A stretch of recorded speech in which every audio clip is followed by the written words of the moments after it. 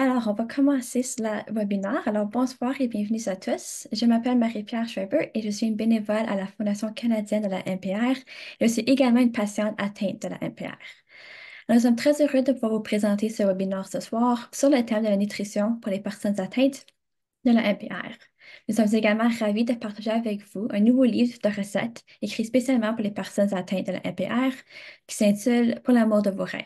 À la fin de ce webinaire, nous vous fournirons un lien qui vous permettra de télécharger gratuitement le livre de cuisine en format PDF. À la fin de la présentation de Roxane, nous aurons le temps de répondre à vos questions. Alors n'hésitez pas d'écrire vos questions dans la section questions et réponses ou dans la section commentaires et nous y répondrons à la fin. Nous allons aussi enregistrer le webinaire de ce soir et il sera disponible dans environ une semaine sur le canal YouTube de la Fondation canadienne de la MPR.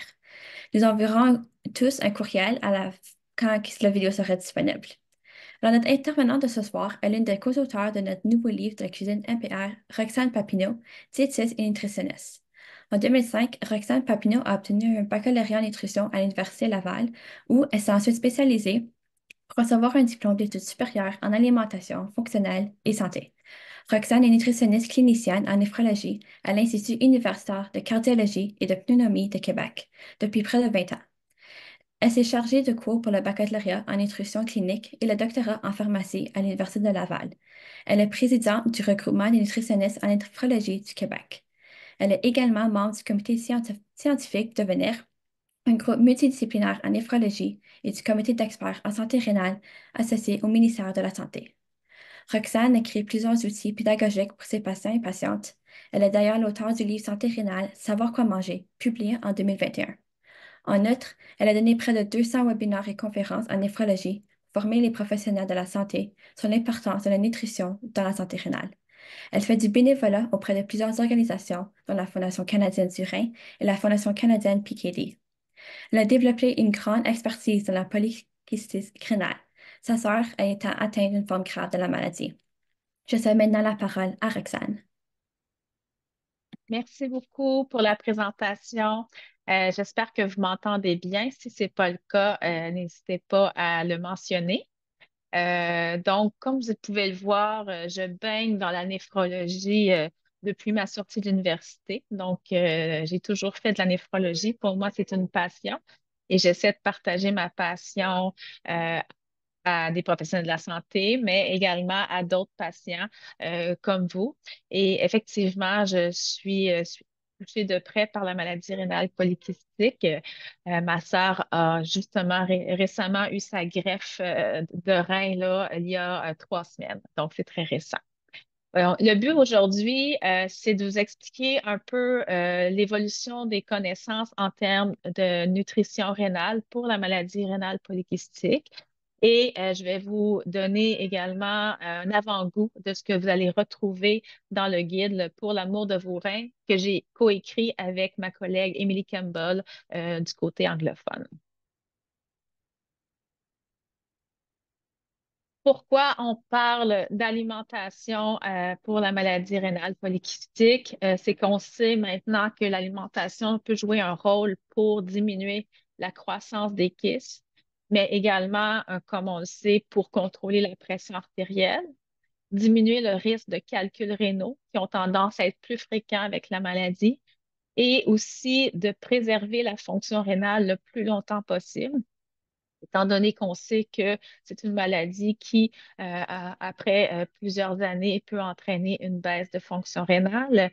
Et lorsque l'insuffisance rénale apparaît, l'alimentation peut également ralentir la progression. Donc, tout au long de la maladie, la nutrition est importante.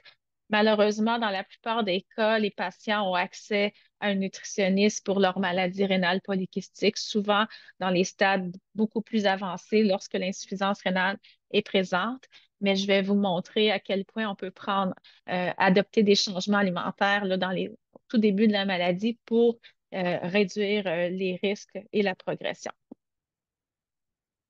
Je ne sais pas si vous avez des antécédents familiaux pour la maladie. On sait que c'est une maladie génétique. La plupart de mes patients ont eu leurs parents, leur père, leur mère, leur tante, leur grand-père avec la maladie. Et pour la plupart, ils ont eu à avoir soit la dialyse, soit la greffe. Et les recommandations alimentaires que l'on donnait autrefois ne sont plus les mêmes. Donc, c'est normal que vous receviez des recommandations qui ne sont pas les mêmes que vos parents ont reçues lors de la progression de leur maladie. En fait, c'est qu'il y a une explosion de la recherche en nutrition et de la recherche en nutrition rénale, ce qui fait qu'on connaît mieux maintenant l'impact des aliments et des nutriments sur les maladies rénales.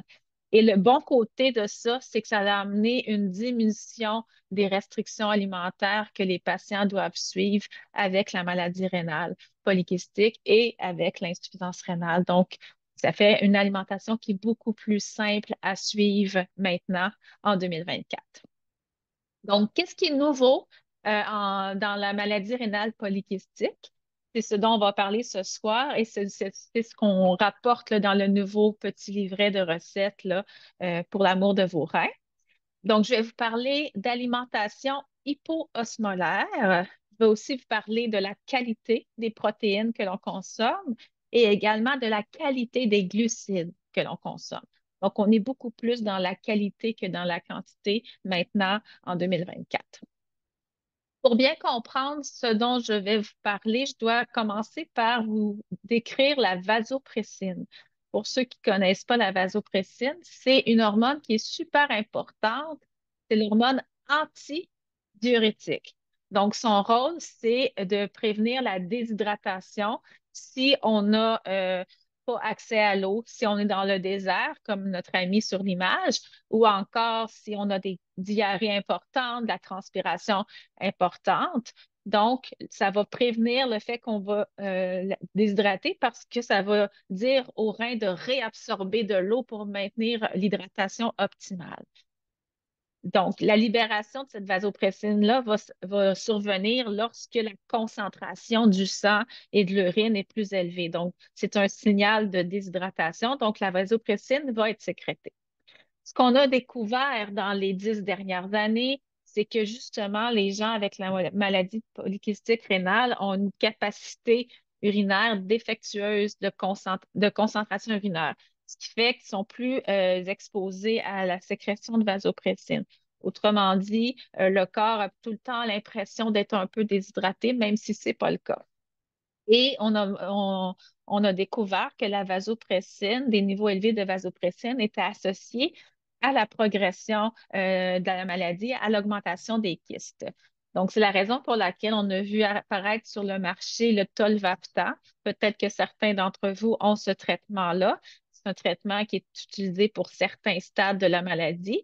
Ce médicament-là va bloquer la vasopressine. Donc, ça va éviter que la croissance des kystes se fasse trop rapidement. Donc, ça va ralentir le processus. Par le fait même, on a découvert qu'au niveau de l'alimentation aussi, on pouvait diminuer la libération de la vasopressine en adaptant certains composés dans l'alimentation. Donc, c'est ce qu'on appelle l'alimentation hypoosmolaire. Ce qu'on veut faire, c'est dire au corps qu'il n'y a aucun risque de déshydratation. Donc, on veut avoir au contraire une urine qui est très, très diluée. Donc, le corps n'aura pas de signal comme quoi il est déshydraté. Donc, la vasopressine ne sera pas libérée. Donc, pour donner l'impression au corps qu'on est très, très bien hydraté, bien sûr, on doit boire beaucoup, mais on doit aussi diminuer la concentration de l'urine. Donc, diminuer en quelque sorte là, les déchets dans l'urine. C'est ce qu'on appelle, nous, les osmoles. Donc, diminuer l'osmolarité de l'alimentation. Et ça se fait en réduisant le sodium et en évitant les excès de protéines. Donc, en mangeant un peu moins de protéines, en suivant bien la restriction en sodium et en buvant beaucoup. Donc, on a vraiment une alimentation hypososmolaire et ça permet de retarder la progression de la maladie. Et ça permet aussi pour les gens qui ont un traitement de tolvaptan de réduire les effets secondaires. Pourquoi? Parce que le tolvaptan, en bloquant la vasopressine, diminue dans le fond le mécanisme là, au niveau de la production de l'urine, ce qui fait que si le patient mange beaucoup de sodium, beaucoup de protéines, il va uriner énormément. Donc, on peut voir des patients qui urinent 9, 10, 12, 15 litres par jour. Et dès qu'on adapte l'alimentation, donc qu'on réduit le sodium et qu'on réduit les protéines, la quantité d'urine produite est diminuée, la soif est diminuée, donc le médicament est beaucoup mieux toléré. Et ce qui est intéressant, c'est que c'est une alimentation qui peut être suivie tout au long de la maladie. Donc, tout au long de l'évolution, c'est pas une type d'alimentation qui va créer des déficiences alimentaires. Au contraire, c'est une alimentation qui est très équilibrée. C'est la raison pour laquelle le plus récent consensus d'experts canadiens sur la maladie rénale polykystique recommande la diète hypoosmolaire, dont je vous ai expliqué, en plus de la restriction en sodium pour les patients avec la maladie. Donc, si on veut avoir une urine très diluée, avoir une concentration très faible, il faut évidemment boire beaucoup. Donc, les cibles d'hydratation vont être plus élevées que pour la population en général. On va vraiment viser de boire 3 à 4 litres de liquide par jour. Et pour maintenir l'urine diluée toute la journée, évidemment, il faut boire toute la journée. Donc, le soir aussi, on recommande de boire parce que l'urine a tendance à se concentrer la nuit. On le sait, l'urine du matin est plus concentrée. Donc, on boit vraiment tout au long de la journée. On répartit les liquides.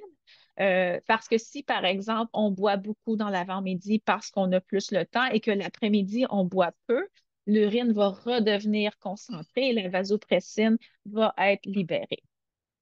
Qu'est-ce qu'on boit? Bien évidemment, l'eau devrait être le principal breuvage pour s'hydrater, mais on peut aussi prendre d'autres boissons qui n'ont pas de sodium, pas de sucre, qui n'ont pas d'additifs alimentaires, comme des thés, des tisanes, des eaux pétillantes.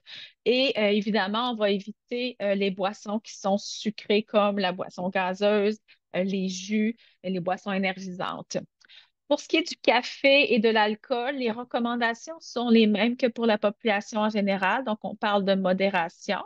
C'est pas proscrit, mais modéré. Et pour les gens qui ont le tolvaptan, ces gens-là n'ont pas à penser à boire, ils ont très soif. Donc, dans ce cas-là, c'est d'écouter la soif. Donc, si vous avez soif, il faut vraiment boire immédiatement, il ne faut pas attendre. Donc, ça, c'est la particularité. Des trucs pour penser à boire, bien évidemment, chaque fois qu'on mange, que ce soit un repas ou une collation, il va y avoir un peu de protéines, un peu de sodium. Donc, c'est vraiment important de boire davantage au repas pour éviter que l'urine devienne concentrée. Même chose, si vous voyez que votre urine elle est plus foncée, c'est important de prendre un verre d'eau pour compenser. Lorsqu'on fait de l'activité physique, il faut augmenter l'hydratation en conséquence. Moi, je recommande souvent à mes patients d'avoir une belle bouteille, par exemple d'1 litre graduée, une bouteille qu'on va traîner partout aux rendez-vous médicaux. Donc, on la traîne toujours sur soi et ça nous permet de suivre aussi la quantité qu'on a bu dans la journée. On peut évidemment ajouter des fruits, des herbes, des épices, des saveurs dans l'eau pour si jamais on est un peu tanné de boire simplement de l'eau. Et ce qu'on peut faire aussi qui est très bénéfique pour les reins, c'est d'ajouter du jus de citron, du jus d'agrumes dans l'eau pour aller chercher des citrates.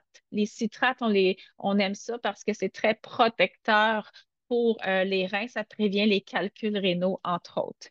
Et si vous voulez, vous pouvez aussi utiliser les applications sur vos téléphones intelligents pour avoir des rappels pour boire ou carrément pour noter la quantité bue dans la journée. Donc, on peut faire aussi les breuvages maison. Donc, plutôt que d'acheter des thés glacés sucrés ou des limonades sucrées, donc on peut faire les boissons maison. Donc, pour le thé glacé, vous faites infuser un thé que vous aimez, que ce soit un thé vert, un thé rouge, un thé noir, auquel vous allez ajouter, par exemple, du citron. Vous pouvez même ajouter certaines herbes que vous aimez. Pour les tisanes fruitées, ben, on peut les faire soit chaudes ou froides. Vous pourriez, par exemple, prendre des fraises surgelées puis les mettre dans l'eau. Dans le fond, on fait infuser. On peut rajouter du gingembre, on peut rajouter des écorces de citron, des choses comme ça. Donc, tout ce qu'on aime vraiment au goût, on peut le faire infuser dans l'eau à froid ou à chaud. Et évidemment, on peut faire des limonades maison très rafraîchissantes. D'ailleurs, dans le fascicule pour l'amour de vos reins, vous retrouvez une recette de limonade express sans aucun sucre ajouté à base là, de jus de citron et d'ananas. Donc, l'ananas vient sucrer naturellement la limonade. Donc, vous pourrez avoir accès à cette petite recette-là dans le guide. On va en même temps parler du sodium. Donc, le sodium, c'est pas un secret pour personne. C'est un élément qui est néfaste pour la santé en général, mais néfaste aussi pour les maladies rénales, toutes confondues, incluant la maladie rénale polycystique. Ce que ça fait lorsqu'on consomme trop de sodium, de un, oui, ça va augmenter notre pression artérielle, mais ça va augmenter aussi le passage de protéines dans l'urine. Donc, si on vous a déjà dit que vous avez des protéines dans l'urine, un des effets de la restriction en sodium, c'est de diminuer les protéines dans l'urine. Lorsqu'on a des protéines dans l'urine, c'est un facteur de progression plus rapide de l'insuffisance rénale. Donc, c'est important de bien le contrôler. Une alimentation riche en sodium va aussi augmenter de beaucoup le risque de faire des calculs rénaux. Et évidemment, ça va augmenter l'osmolalité, donc la concentration de l'urine. Donc, plus il y a de sodium dans l'urine, plus l'urine elle est concentrée. Donc, évidemment, ça va faire libérer la vasopressine. Donc, c'est associé à une augmentation de la croissance des kystes. Et l'alimentation riche en sodium est aussi associée à une accélération du déclin de la fonction rénale. Donc, il y a plusieurs raisons de limiter le sodium. Les besoins en sodium ne sont pas différents pour une personne avec une maladie rénale que pour une autre personne. C'est les mêmes besoins pour toute la population en général. Donc, la part maximale tolérable par jour est établie à 2400 par Santé Canada. Le problème, c'est que les Québécois ont la dent très salée, les Canadiens, les Nord-Américains, mais au Québec, on est les pires dans tout le Canada, donc on consomme beaucoup plus que la part maximale tolérable pour la santé. La salière, c'est pas la principale source de sel. Souvent, j'ai des patients, lorsqu'on leur dit on va devoir réduire le sel, la réponse est souvent, moi, j'ai plus de salière depuis tant d'années. Le médecin m'avait dit de couper le sel. Par contre, la salière, c'est seulement 10% du sel dans une journée. Donc, oui, il faut le réduire pour se désensibiliser au goût du sel, mais c'est pas suffisant pour dire qu'on a une alimentation faible en sel. Et lorsqu'on enlève la salière, au début, c'est normal de trouver que c'est un peu plus fade, mais c'est vraiment temporaire parce que plus le temps avance, plus les papilles redeviennent capables de détecter les vraies saveurs et plusieurs saveurs. Donc, c'est beaucoup plus intéressant par la suite d'être capable de capter la nuance dans les saveurs. Je vous donne mes ingrédients préférés pour hausser le goût de nos plats. Moi, j'ai un petit faible pour le curry et pour le cumin. Je trouve que c'est des épices indiennes, comme on pourrait dire, qui vont vraiment aller chercher une saveur complexe dans les mets qui va faire qu'on n'a pas besoin d'ajouter de sel. Donc, que ce soit dans des caries, le mets, le curry, ou encore dans le cumin dans les repas mexicains. Donc, c'est vraiment des épices qu'on devrait utiliser davantage. Les herbes fraîches, donc si vous avez accès l'été à des herbes fraîches, sinon carrément à l'épicerie, les herbes fraîches sont beaucoup plus goûteuses que les herbes séchées. Donc, plutôt que de mettre du persil séché ou du basilic séché, prenez l'habitude de vraiment à l'épicerie, à chaque semaine, peut-être d'acheter une ou deux sortes de fines herbes et de les utiliser. Ça rehausse beaucoup plus le goût, surtout quand on les utilise à la toute fin là, de la cuisson ou encore dans des salades. Il y a aussi les poivres. On pense souvent au fameux poivre noir, mais il y a beaucoup de sortes de poivres. Le poivre vert, le poivre rose, le poivre blanc, le poivre de Szechuan, le poivre des dunes, qui est un poivre qu'on a ici de façon locale au Québec. Donc, ils ont tous un petit côté une petite particularité. Donc, ça peut faire le changement, juste de changer la sorte de poivre dans les repas. Les incontournables, la poudre d'oignon, la poudre d'ail, contrairement au sel d'oignon et au sel d'ail, donc incontournable que j'utilise là, dans pratiquement toutes mes recettes, là, par exemple les pommes de terre en purée. Pour les autres recettes, souvent je vais utiliser l'oignon et l'ail frais, évidemment. Et un autre, le vinaigre balsamique ou les autres vinaigres aromatisés, vinaigre de framboise, vinaigre de vin blanc. On peut retrouver aussi des vinaigres à l'estragon. Donc, le vinaigre aromatisé de cette façon-là va donner beaucoup de goût, par exemple, aux vinaigrettes. Donc, on n'aura pas besoin de mettre de sel, donc, contrairement aux vinaigrettes du commerce. Et même un petit filet de vinaigre balsamique sur une viande, souvent, ça va ajouter un petit goût là, très, très agréable. L'huile de sésame grillée. L'huile de sésame grillée, ça permet de faire plusieurs mets de style asiatique. Ça donne beaucoup de goût. Donc, on a moins besoin d'utiliser, par exemple, des sauces asiatiques pour lesquelles on sait que c'est très salé. Le gingembre frais, je le jumelle souvent à l'huile de sésame grillée. Donc, par exemple, quand je fais revenir mon tofu ou mes légumes asiatiques, je vais toujours mettre un fond d'huile de sésame grillée avec du gingembre frais râpé. D'ailleurs, le gingembre, on peut le conserver au congélateur entier et lorsqu'on cuisine, on fait seulement le râper et le remettre au congélateur. Donc, c'est une combinaison là, de deux ingrédients qui donnent énormément de goût. Avec ça, nul besoin d'utiliser de la sauce soya. On a parlé des vinaigres aromatisés, mais il y a aussi des huiles aromatisées. Donc, huile au basilic, huile au citron, de l'huile à l'ail. Donc, ça aussi pour faire des vinaigrettes maison ou juste mettre un filet sur nos légumes, ça peut donner beaucoup de goût. Les zestes d'agrumes pour le poisson, entre autres. Donc, on peut faire du zeste avec le citron, la lime, mais même le pamplemousse. Donc, pour les poissons, même pour les salades ou encore pour les infusions dont je vous parlais tout à l'heure. La poudre de chili. Donc, la poudre de chili, évidemment, c'est pour les mets surtout mexicains, mais ça rehausse le goût aussi dans plusieurs recettes. On peut parfois en mettre un petit peu dans la viande. Donc, c'est une façon d'ajouter du goût sans ajouter de sel. La fameuse sauce Worcestershire, qui est difficile à prononcer. Donc, c'est très faible en sodium, cette sauce-là. Donc, lorsqu'on en ajoute un peu au mets de viande, aux viandes hachées, donc ça permet de donner beaucoup de goût. Donc, c'est important d'y penser, contrairement aux autres sauces qui contiennent beaucoup plus de sodium. Et le paprika fumé. Le paprika fumé, c'est vraiment mon coup de cœur avec le cumin. Donne énormément de goût à multiples recettes. On peut en ajouter dans la sauce à spaghetti, dans les tacos. Donc, c'est vraiment une saveur très intéressante, encore là, qui donne le petit goût de sauce barbecue sans qu'on ait mis de sauce. Donc, je vous montre un exemple de recette auquel on va avoir utilisé plusieurs assaisonnements sans sel. C'est une recette que vous allez retrouver dans le fascicule pour l'amour de vos reins, mais qui est tirée aussi de mon livre de recettes santé rénale pour celles qui ne le connaissent pas.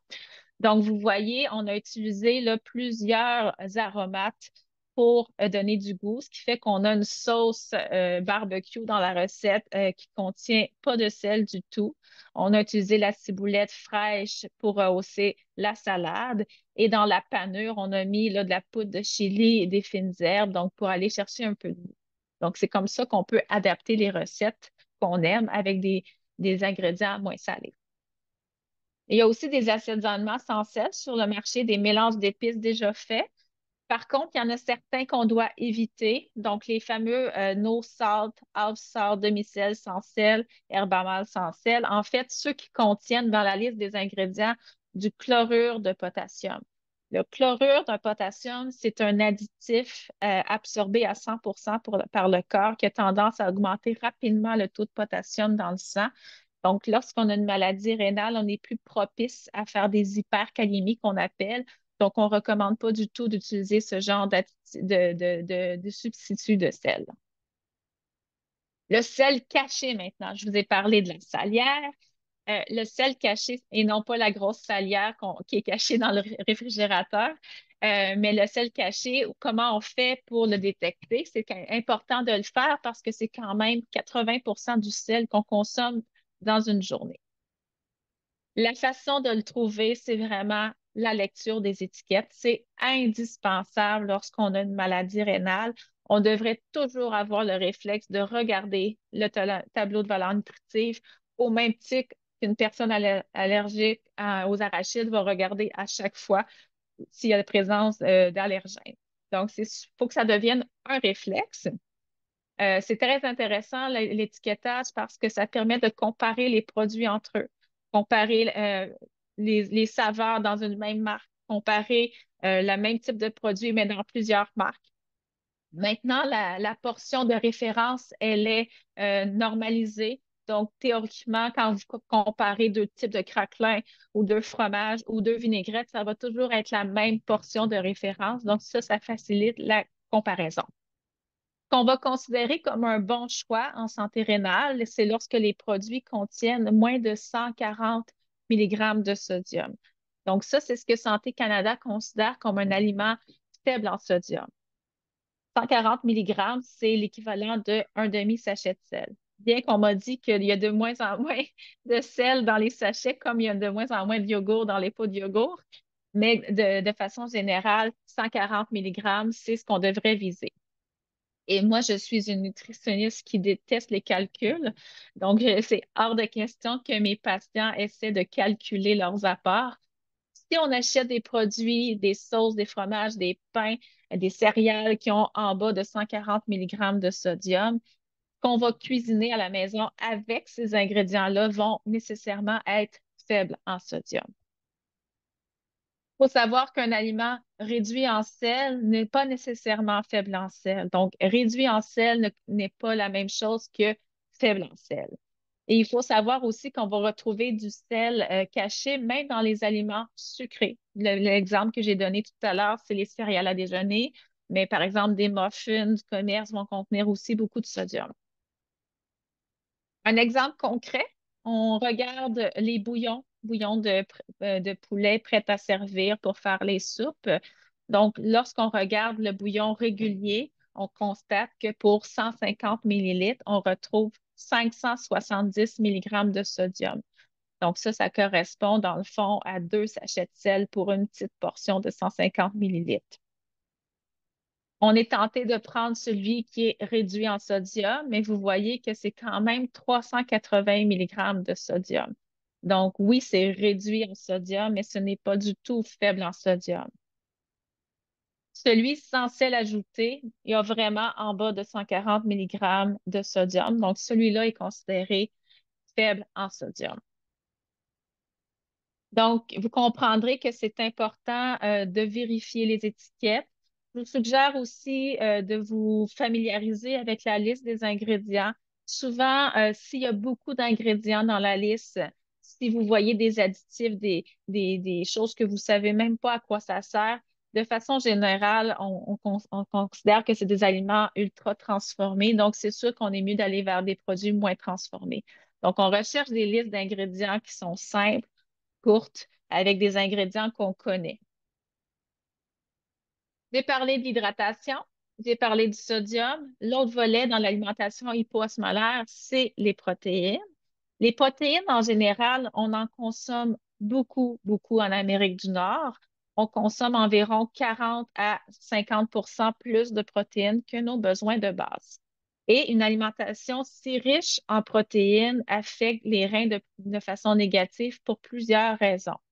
La première, au niveau de la maladie rénale polykystique, c'est que lorsqu'on consomme des protéines, on digère ces protéines-là et on produit beaucoup d'urée. Donc, l'urée, c'est un déchet, une toxine urémique qu'on appelle, qu'on doit éliminer dans l'urine. Mais l'urée augmente de beaucoup la concentration de l'urine.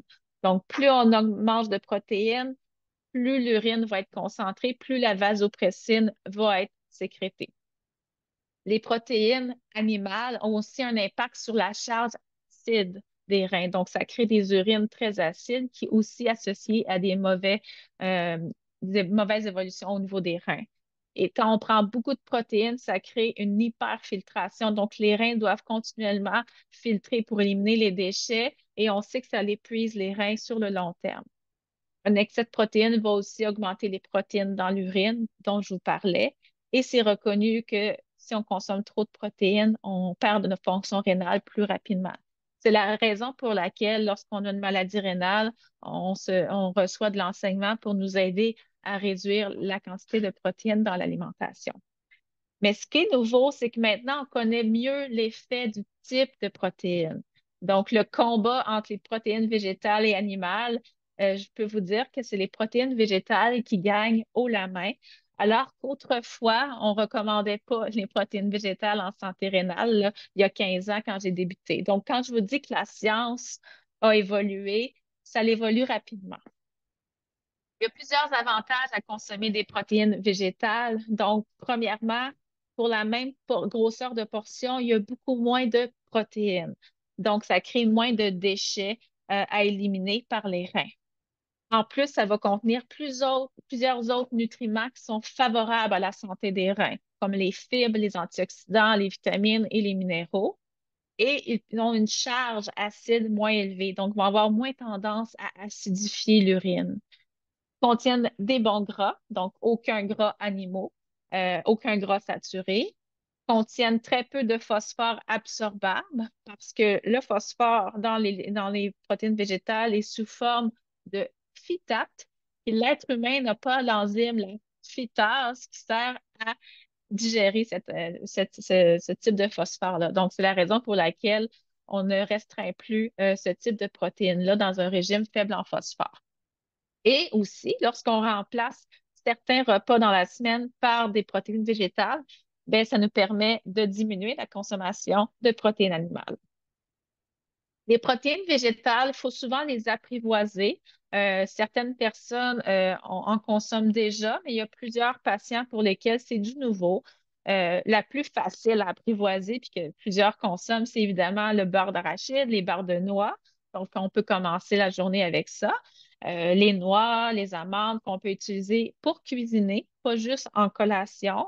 La fameuse fève de soya qui se décline en plusieurs variantes, que ce soit l'edamame, la fève de soya fraîche, le tofu, le tempeh. Et évidemment, toute la grande famille des légumineuses, donc les haricots, les pois chiches, les lentilles et les grains entiers aussi. Donc, si vous ne le saviez pas, lorsqu'on prend, par exemple, une pâte à grains entiers, on retrouve environ 12 à 15 grammes de protéines végétales. Donc, les grains entiers nous amènent quand même beaucoup, beaucoup de protéines végétales. Donc, c'est une façon de vraiment augmenter notre consommation de protéines végétales. Comment on les intègre quand on n'est pas familier? Évidemment, le fait de commencer la journée avec le beurre d'arachide, c'est une bonne façon d'avoir au moins une source de protéines végétales dans la journée. Si on se fait des soupes, on peut ajouter des légumineuses, que ce soit des lentilles, des fèves rouges dans la soupe pour en faire une soupe repas. Donc, plutôt que d'accompagner la soupe avec du fromage, ben, on met la protéine carrément dans la soupe et c'est une protéine végétale. Je fais souvent des riz frits aux légumes avec l'huile de sésame et le gingembre. Et au lieu de mettre de la viande ou du poulet, je mets des noix de cachou et c'est un délice. Donc, c'est vraiment très, très bon. C'est meilleur que la version avec des protéines animales. On peut faire des pokéballs aussi à la maison. Donc, les edamame, les petites fèves vertes, c'est une protéine végétale complète. Donc, plutôt que de prendre du poisson plus des edamame, ben, on peut utiliser les edamame dans le pokéball, rajouter plein de légumes, un riz brun par exemple, avec un filet d'huile de sésame. Donc, on peut se faire même une mayonnaise au sésame en mélangeant là, la mayonnaise avec l'huile de sésame. On peut également remplacer la viande hachée par le tempeh. Quand on le hache, ça ressemble beaucoup à la viande hachée. Donc, pour faire tacos, pâté chinois, sauce à spaghetti, donc ça permet de l'intégrer facilement. Au lieu de prendre de la tartinade de poulet ou de la tartinade aux œufs pour les sandwichs, on peut utiliser la tartinade de tofu qui est très appréciée par les patients. On peut aussi utiliser des pois chiches ou des noix comme protéines dans les salades repas au lieu de mettre, par exemple, du fromage ou des œufs cuits durs. On pourrait évidemment choisir des pâtes à grains entiers sur lesquelles on ajoute une sauce aux légumes, pesto, basilic. Donc, la pâte à grains entiers nous apporte des protéines végétales. On peut évidemment remplacer la viande par le tofu dans les sautés. Et on peut faire des burgers à base de légumineuses comme les haricots noirs en mettant les haricots noirs en purée, en ajoutant du son d'avoine pour lier des échalotes, n'importe quel aromate que vous aimez. Donc, on fait des burgers, ça se congèle très bien et c'est très, très, très savoureux. Je vous montre ma petite recette de tacos au tempeh, donc une recette pour laquelle on a remplacé la viande par le tempeh. Encore là, j'utilise la sauce anglaise, le cumin, le paprika fumé pour rehausser le goût. Et c'est vraiment une recette coup de cœur là, chez mes patients et chez mes collègues. Donc, c'est vraiment une recette qu'on refait de semaine en semaine. Maintenant qu'on a parlé des protéines, du sel, des liquides, je passe à un autre dossier, celui des glucides. Les glucides ont souvent mauvaise presse et les patients ont l'impression qu'ils doivent couper les glucides. On en entend parler d'un peu partout, mais finalement, la plupart des gens ne savent pas que les glucides, c'est une grande famille et ça englobe plein de choses.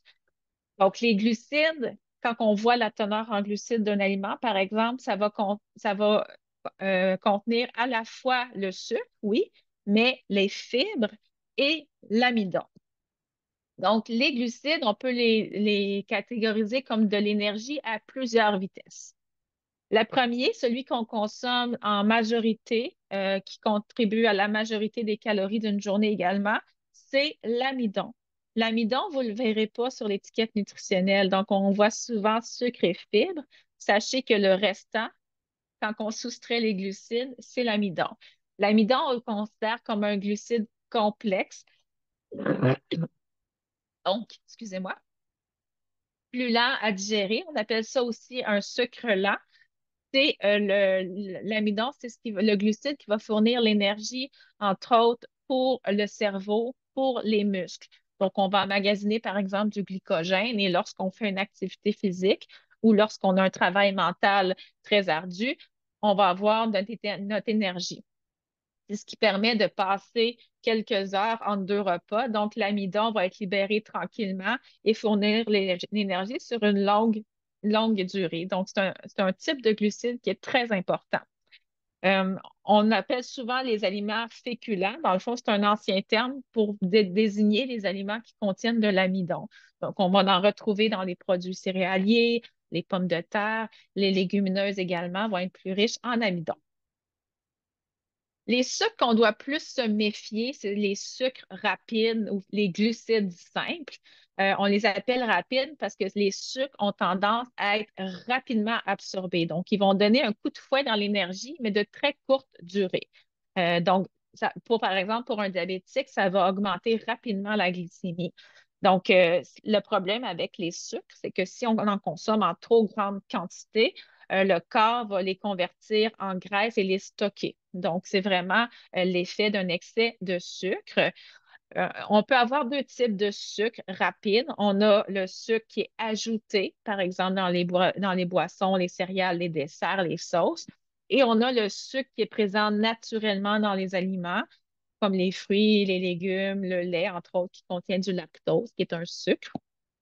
De façon générale, l'augmentation de la glycémie est vraiment plus élevée avec les sucres ajoutés.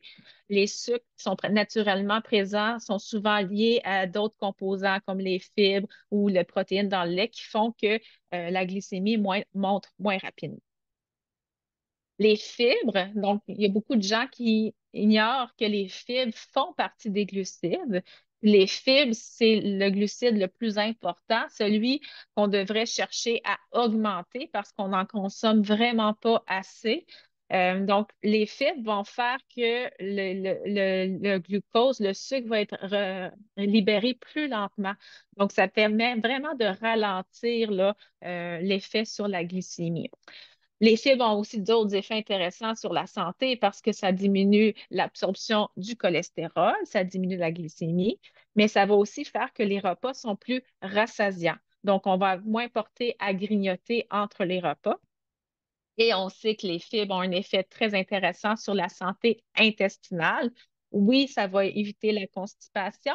Par contre, ça va aussi être associé à un microbiote plus en santé.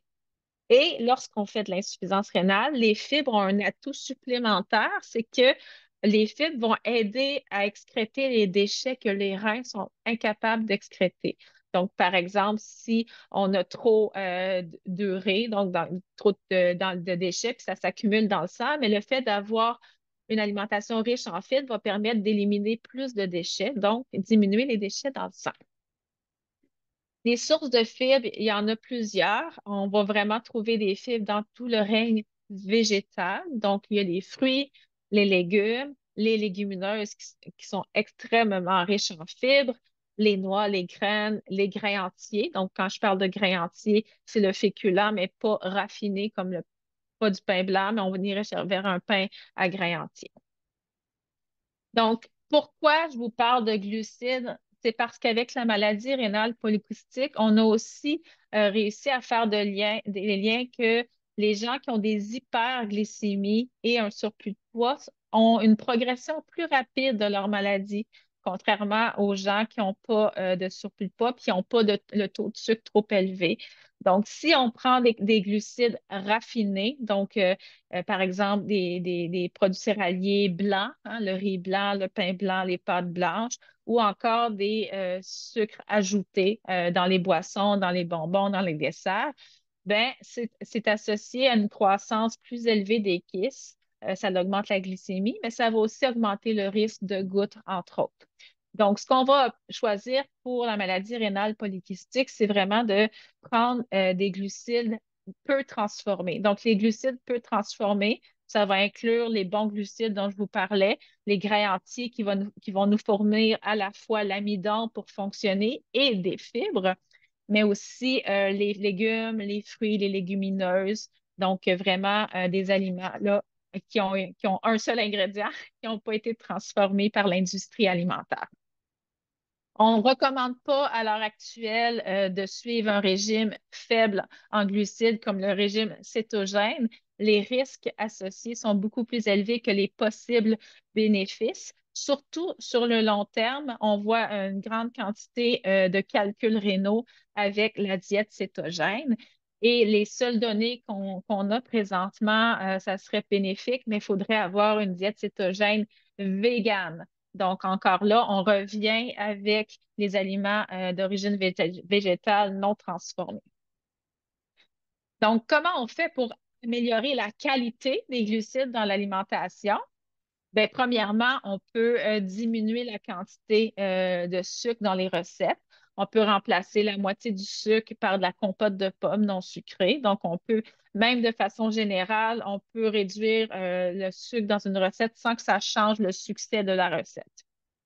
On peut aussi augmenter les fibres dans nos recettes. Donc, on peut ajouter des graines de lin, des graines de chia, du son d'avoine pour faire que, par exemple, nos muffins ou notre pain qu'on fait maison est plus riche en fibres. On peut aussi, et ça, c'est une recommandation très, très importante, il faut manger nos fruits et non les boire. Donc, le jus va augmenter la glycémie et augmenter les calories beaucoup plus que si on prend le même fruit qu'on le mange sous forme entière. Par exemple, une orange plutôt que le jus d'orange, une pomme plutôt que le jus de pomme. Et on va essayer de graduellement remplacer les versions raffinées par des versions à grains entiers. Donc, plutôt que de prendre du riz blanc, on va aller chercher plus un riz brun ou un riz basmati brun ou même un riz sauvage, un mélange de riz. On va choisir plus les pâtes multigrains ou encore maintenant on retrouve sur le marché des pâtes de légumineuses comme Catelli qui a sorti ça récemment. Donc, pour les gens qui n'aiment pas la texture des légumineuses, mais ça permet de manger des légumineuses quand même, mais sous forme de pâte. Si on prend des craquelins plutôt que de prendre des craquelins raffinés, biscuits soda, melba qui ne contiennent pas de fibres, on peut aller vers des versions plus riches en fibres de craquelins comme les Waza, les Rivita. Et si on utilise du couscous, on peut prendre le couscous à blé entier, qui est aussi rapide à cuire, donc 5 minutes. Donc, c'est des petits gestes comme ça qui font qu'on va augmenter les fibres, réduire les sucres et réduire surtout les glucides rapides. Et encore là, tant qu'à regarder le sodium dans le tableau de valeur nutritive, mais vous pouvez également vous intéresser à la qualité des glucides, au sucre et aux fibres. Et ça m'amène à vous montrer un exemple concret avec les céréales à déjeuner. Donc, j'ai beaucoup de patients, souvent diabétiques ou pas, qui vont, par expérience, prendre des céréales de type cornflake, Rice Krispies, Special K, pour la raison qu'elles sont faibles en sucre. Par contre, pour la même quantité de glucides, d'autres céréales contiennent un peu plus de sucre, mais contiennent des fibres. Donc, la céréale de type cornflake, très raffinée, va faire monter plus la glycémie qu'une céréale qui contient du sucre, mais qui contient des fibres. La raison, c'est que les fibres permettent de ralentir la libération de l'amidon. Donc, c'est vraiment ça qui va faire la différence. Donc, ici, on a 25 grammes de glucides, à gauche avec 2 grammes de sucre. Donc, on a l'équivalent de 23 grammes d'amidon avec aucune fibre pour retenir la libération. Et dans la céréale B, à droite, on a 25 grammes de glucides aussi, 4 grammes de fibres, 5 grammes de sucre, il reste beaucoup moins d'amidon. Et la quantité de fibres élevée va faire que la libération du sucre va être plus lente. Donc, on va vraiment mettre le critère des fibres avant le critère du sucre. Donc, si je résume tout ça, j'aime pas le mot diète. Donc, une diète, c'est souvent quelque chose qu'on va faire de façon temporaire. La maladie rénale polykystique, vous le savez, c'est une maladie qui dure toute une vie. Donc, ce que j'enseigne, c'est comment améliorer l'alimentation pour la maladie rénale polykystique. Donc, d'un côté, on va vouloir baisser l'osmolalité pour la raison que je vous ai expliquée. Donc, on va boire beaucoup, faire attention au sodium, faire attention aux protéines, puis utiliser plus les protéines végétales. D'un autre côté, on va, comme je le disais, baisser les protéines animales, substituer par les protéines végétales. Et on va rechercher un faible indice glycémique. Donc, indice glycémique, ça veut dire que les repas vont augmenter moins la glycémie. Donc, ça, on le fait en diminuant le sucre et en augmentant les fibres. C'est super important d'augmenter les fibres.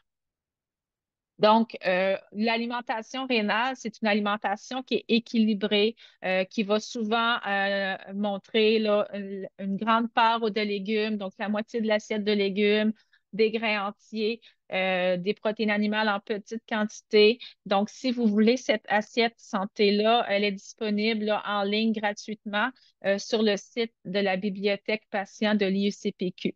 Donc, vous allez pouvoir retrouver là, le modèle de l'assiette santé rénale et plein d'autres documents associés à l'alimentation rénale. D'ailleurs, le mois de mars qui se termine bientôt, c'est le mois de la nutrition et le mois de la santé rénale. Donc, raison de plus pour adopter des bonnes habitudes. Si on résume tout ça, finalement, quand je vous disais que l'alimentation pour la santé rénale est de moins en moins compliquée avec la science qui évolue, bien finalement, les recommandations que je vous ai montrées aujourd'hui, ça revient exactement aux recommandations que tout le monde devrait suivre, là, donc qui viennent du Guide alimentaire canadien. Donc, plus de fruits et légumes, des aliments à grains entiers, plus souvent des protéines d'origine végétale, limiter les aliments transformés, boire plus d'eau. Donc, c'est vraiment un modèle d'alimentation qui peut être suivi par toute la famille. Donc, c'est vraiment fini le temps où la personne avec la maladie rénale devait avoir une diète distincte. Donc, maintenant, ce qu'on recommande dans l'alimentation, c'est vraiment une alimentation qui peut être adaptée pour tous les gens dans la population. Donc, c'est maintenant la période de questions. Donc, vous pouvez, s'il y a peut-être des questions dans le chat, peut commencer par ces questions-là. Roxane, oui, en effet, tu as reçu une question à propos des protéines. Est-ce que le poisson est une protéine recommandée? Il y a deux réponses à ça. Le poisson, c'est une protéine animale. Quand je parle de protéine animale, je parle de la chair animale. Le poisson, la viande, la volaille contiennent plus de protéines par portion que les autres protéines. On les retrouve protéines animales. Je ne sais pas si vous voyez mon curseur, mais vraiment, on recommande une fois par jour maximum pour ne pas surcharger les reins. Donc, en termes de quantité de protéines, c'est très similaire entre le poisson et la viande. Par contre, en termes de qualité des protéines, le poisson a plusieurs avantages. Donc, le poisson nous amène des oméga 3, nous amène de la vitamine D aussi. Le poisson va avoir des gras de meilleure qualité, moins de gras saturés. Donc, dans la fréquence, on devrait manger plus souvent du poisson que de la viande. En termes de quantité, il ne faut pas en manger plus, par contre. C'est la même portion recommandée. Parfait, merci. Alors, une autre question vis-à-vis Pâques qui se passe ce dimanche. Comment puis-je manger sainement pendant les fêtes lorsque je rends visite à ma famille? OK. C'est sûr que Pâques, c'est comme, ça dépend des traditions familiales. Beaucoup de familles vont manger, par exemple, du jambon à Pâques. Certaines vont manger des mets plus de cabane à sucre, des œufs. Souvent, il y a beaucoup de protéines sur la table. Tout dépendant du stade de la maladie, c'est sûr que parfois on peut se permettre des petits écarts quand c'est des occasions spéciales comme ça.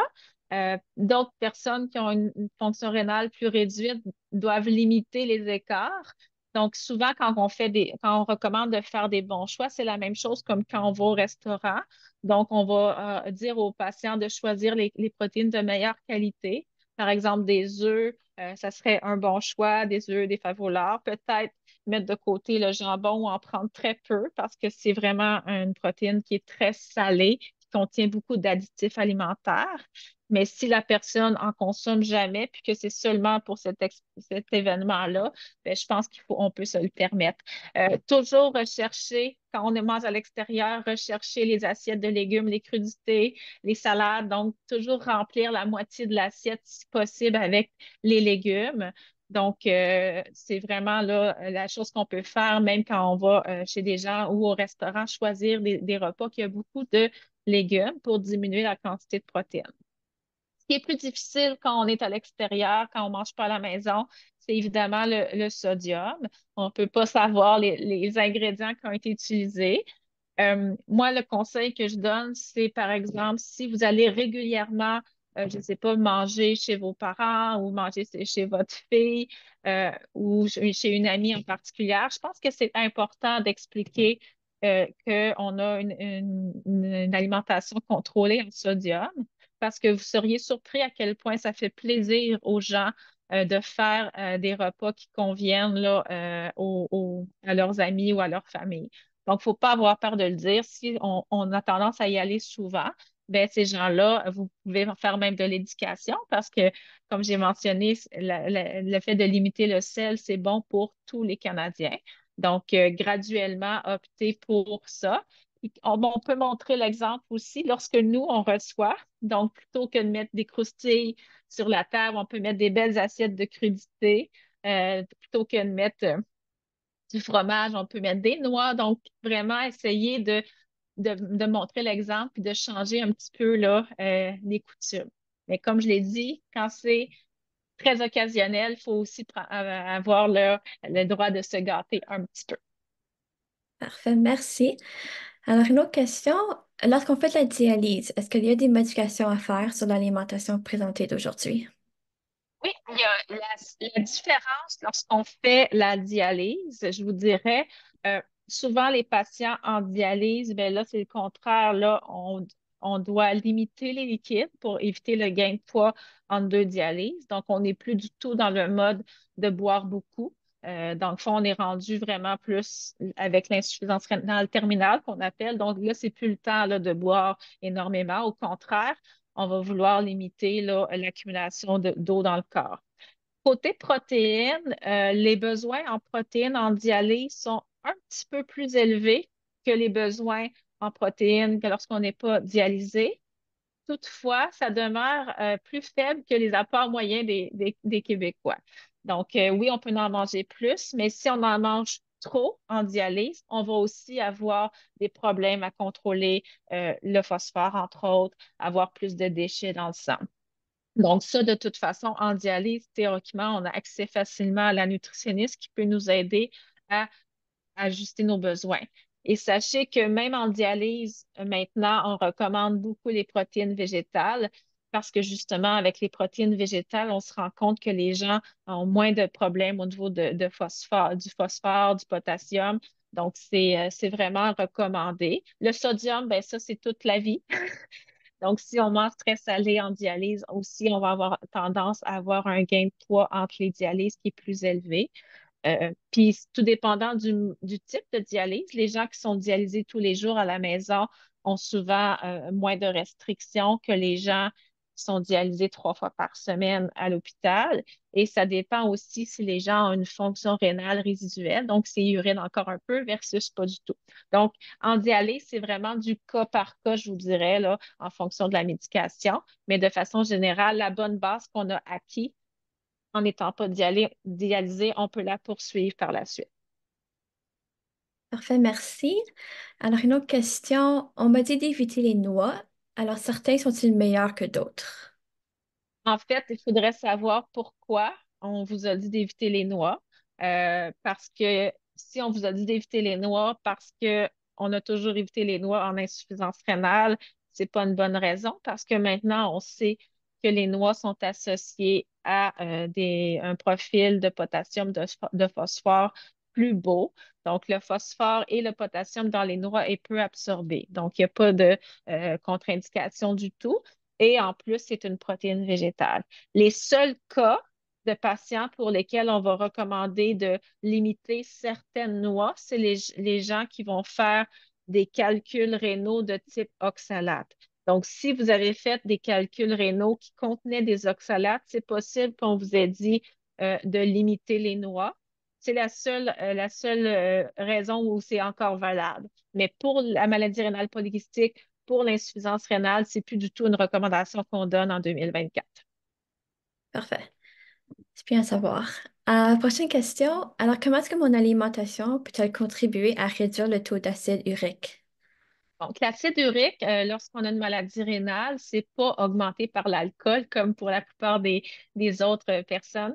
L'acide urique va être augmenté si on mange beaucoup de protéines animales. Donc, l'urée, l'acide urique, c'est deux toxines urémiques. Donc, les deux vont s'accumuler si on consomme beaucoup de protéines animales. Donc, l'enseignement pour baisser l'acide urique, c'est le même enseignement que pour la goutte.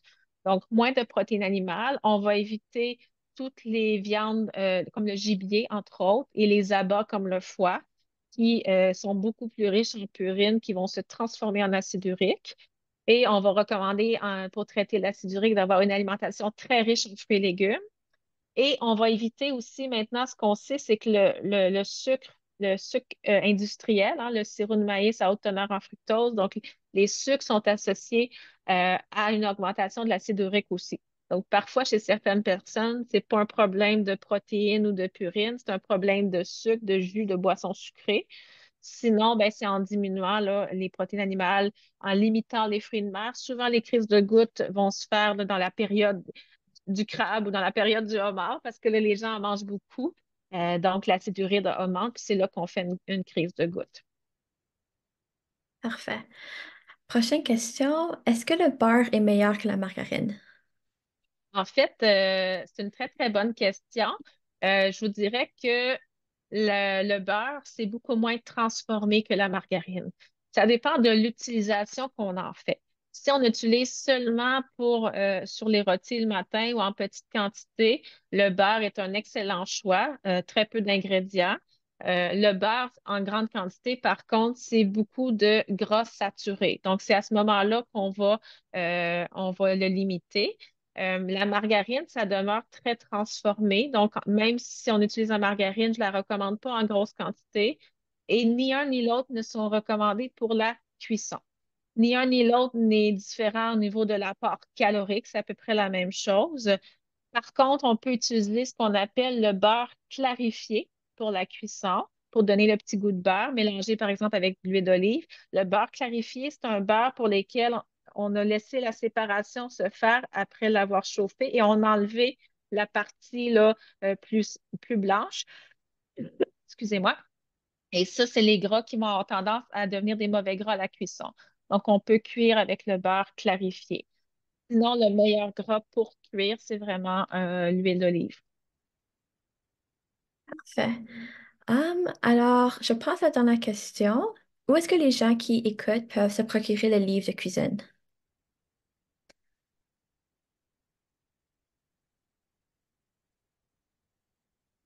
Attendez un instant, Pas de j'ai problème. perdu mon son. J'avoue, Je vais essayer de le rétablir. aucun problème. Est-ce que vous m'entendez? Moi, je t'entends toujours. Est-ce que tu nous entends?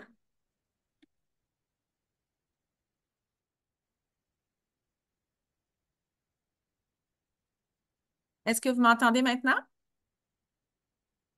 Moi, je t'entends. Parfait. Je OK, t'entends. parfait. Donc, Alors, oui, merci de Oui, procurer le livre. oui, c'est ça. Donc, le livret pour l'amour de vos reins va être en ligne. Vous allez recevoir le lien demain par courriel pour pouvoir le télécharger. Si c'est de ce livre-là que vous parlez, il va y avoir aussi des copies là, imprimées pour certaines cliniques là, de néphrologie. Donc, vous allez peut-être pouvoir vous le procurer de cette façon-là aussi. Concernant le livre Santé rénale, c'est un livre qu'on peut trouver en librairie n'importe quelle librairie sur Internet aussi, sur Amazon. Donc, il est facile à trouver. Donc, les deux là, sont disponibles actuellement. Parfait. On a juste une dernière petite question. Est-ce qu'il est possible d'avoir une copie de la présentation pour Oui, pas de partager? Oui, problème. Pas de parfait. problème. D'accord. Alors, Je s'il n'y a pas verrai d'autres jamais sur questions, le site. oui, parfait. S'il n'y a pas de questions, nous avons terminé la présentation de ce soir. Alors, merci beaucoup, Roxane, pour cet exposé sur la nutrition des personnes atteintes de la MPR. Et j'espère que ça a été utile à tous les téléspectateurs de ce soir. Alors, nous voulons rappeler que le webinaire est enregistré et sera disponible sur YouTube dans environ une semaine. Vous allez recevoir un courriel lorsqu'il sera disponible.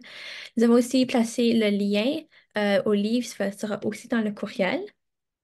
Si vous avez cherché plus d'informations sur la nutrition et la MPR, vous pouvez utiliser le site web de la Fondation canadienne de la MPR à finirlampr.ca. Et la Fondation a également un bulletin d'information mensuel avec beaucoup d'informations pour vous aider dans votre trajet avec la MPR. Vous pouvez aussi vous abonner à la lettre d'information sur le site de la Fondation ou en cliquant sur leur lien dans la section des commentaires. Merci à tous ceux et celles qui ont suivi cette présentation ce soir et passez une belle soirée. Merci.